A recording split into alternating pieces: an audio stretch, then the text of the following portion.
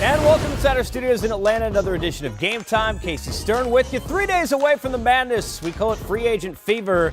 Seems like lately every year we're seeing big names change teams. Remember back in 2014, LeBron went home. Since then, 3 championship opportunities, 1 title. Meanwhile, for the Spurs, they went to Portland and picked up LaMarcus Aldridge in 2015. Pop and company lost Kawhi in this playoffs. We'll see if they make another run next year. Meanwhile, we run to where the big story was at the beginning of the season and where it ended with the MVP of the finals in Kevin Durant. Made the big move to join the Warriors, and the rest is history. So what do we have in store for 2017, you might ask? And with that, we bring in Bobby Marks, former NBA assistant GM, front office insider for The Vertical. Bobby, appreciate the knowledge. So let's start with this. There are, I'm sure, a lot of challenges heading into every free agency. What stands out to you as the biggest challenge of all as kind of you get ready now for the first? Well, Casey, I think first you're at the mercy of the agent right now. Like the draft process is that you are waiting for the call. If you are the Clippers with Doc Rivers, you're waiting for a call from Leon Rose, Chris Paul's agent, to get a commitment there. This is the process where you better make sure you have your contingencies in order. The one thing I would say is that for these teams that when they go into these meetings in the next few days, you better sell your basketball product. Don't worry about the marketing and the bells and whistles, but worry about the product on the court. You know, one of the things we saw last year is early bird specials and not so special turnouts. Mozgov, think about Luol Deng. We saw some big contracts and they didn't end up well. Take us through that. In this kind of a marketplace, how important is that decision-making process of, I want to jump before somebody else, but maybe we saw a couple of guys go too soon?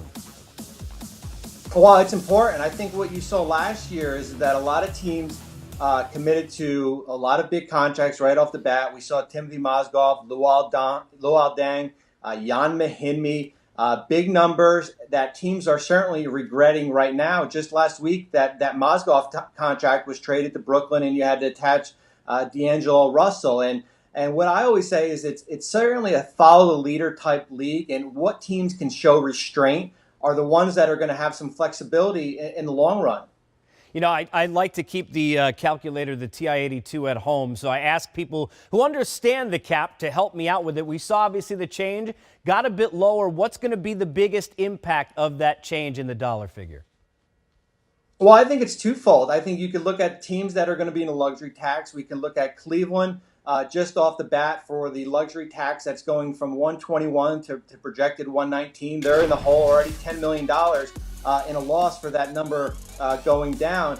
If you look up at the Celtics, if they were at a $101 million cap that we had thought was projected, maybe a player like Terry Rozier or possibly Marcus Smart wouldn't be traded to clear some cap space for a Blake Griffin or a Gordon Hayward. So although it's a small amount, only $2 million, it's certainly going to have a big impact when we get going in free agency. You know, a lot of fans at home are sitting and watching what's been a point guard draft, and they're thinking, will my point guard come back? Because we've got situations with Lowry and Teague and Drew Holiday and others, and there's that kind of dichotomy between are they worth the money, Bobby, or do we have to? How do you not as a GM feel forced to make a move, for example, if you're Toronto? Because what does life look like if you don't pay, Kyle? Well, you're right. I think what you look at is, as an example, is last year's Mike Conley in Memphis. You know, teams that are boxed into a corner where you don't have the flexibility, if you let that player go, to go out and sign a replacement. Look at New Orleans right now. Drew Holiday, unrestricted free agent, and a strength of this free agent class is the point guards. If the Pelicans let Holiday go, they're stuck with about $13 million in cap space to replace him. They traded Tim Frazier, the backup, last week. So I think in Holiday's case, you're going to probably see an overpay.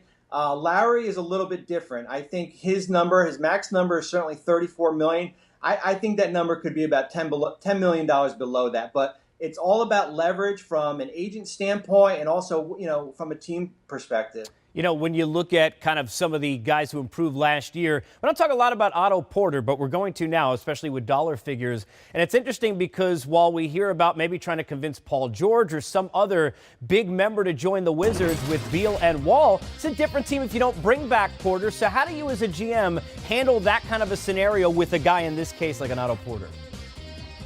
Well, I think you have to be aggressive with Porter. Remember, he's represented by David Falk, and David Falk a couple years ago had Greg Monroe sign that qualifying offer, and that did not turn well for the Pistons. And I think if you kind of get in a cat and mouse game with Falk and you put a hard line down there, that don't be surprised if he takes that same approach there. And another team, Washington, that paid a lot of money. You look at the contracts last summer: Jan Mahimi, Jason Smith, Andrew Nicholson was eventually traded. A team that's boxed in a corner. They've got $90 million plus in guaranteed contracts and 2 restricted free agents. Besides Otto Porter, they got Bojan Bogdanovic. So little wiggle room for Washington in regards to the Porter negotiations. I would expect his number to come right at the max. Now, draft night, we had a lot of big picks, and fans were watching all of that, but it was really Embiid, Joel, naming the feds that I thought stood out from the social media side of things. So he can't make the nickname up, Bobby, and then leave, but you have a chance because of this weird loophole to get him to an extension. How do you handle that with the injury history of Embiid? Well, it's amazing that, a player who's played 31 games is now entering his 4th year in his rookie extension. If I'm Philadelphia, I'm taking a cautious approach here. I think I need to see more of a work of body. We know what he can do on the court when he's healthy, but from a health perspective, I would hate to commit top dollar to a player that might break down during the season. Can you do an extension and possibly put some protection in there? There's an Exhibit 3 where you can protect maybe that foot and in case of an injury, possibly.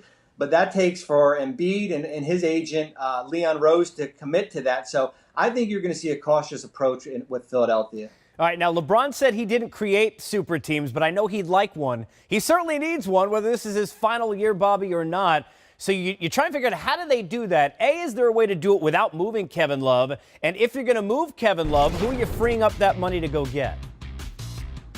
Well, Casey, I think you might see March 1st come early this year. And when I say March 1st, is that's the date when players are bought out of their contracts. We saw last year with Darren Williams, Andrew Bogut, players like that, veterans. Now, can Christmas come early for Cleveland? Can you get a Carmelo Anthony bought out of his contract? Dwayne Wade in Chicago? Are those players going to risk some financial sacrifices? Remember, they only have the 5.2 tax mid-level and their minimum. So if both players are bought out, who's going to get that money there? Do you split it? But I think that's the best route that this team is going to go from an improvement standpoint. We've seen the Kevin Love traction over the last week or two, that as good as Kevin Love is, power forwards and centers in this day and age, in this market, just doesn't have appeal as a wing might be.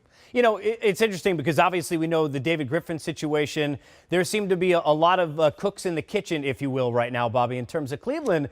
But they know the writing could be on the wall after the year with LeBron. Does that, as a GM, make you, if you're sitting there in that conference room, want to push that pedal maybe further than you normally would, because this could be the last chance? Well, it's twofold. I think you look at it that you have to treat LeBron James as a player who's entering the last year of his contract with a future that's uncertain here. On the other end, are you willing to risk a Kevin Love who's got multiple years left on his contract, maybe even a Tristan Thompson for maybe a player like Paul George who's got 1 year left? And if you do that and LeBron leaves next summer, you're basically stuck with the team that you had before LeBron got there in 2014, minus Andrew Wiggins, who was traded, and Kyrie Irving would basically be on an island by himself. So it's a risky proposition, but you've got to be in aggressive mode right now. You can't be whoever the new general manager is, if it's Chauncey Billups or if it's Kobe Altman who's in charge right now, the person that drove LeBron James out of Cleveland once again. All right, Bobby, appreciate it. Stay by the magic of technology. Keep all of your digital possibilities handy. We'll get you between now and the Fever. Thanks again, man. Thanks, Casey. All right.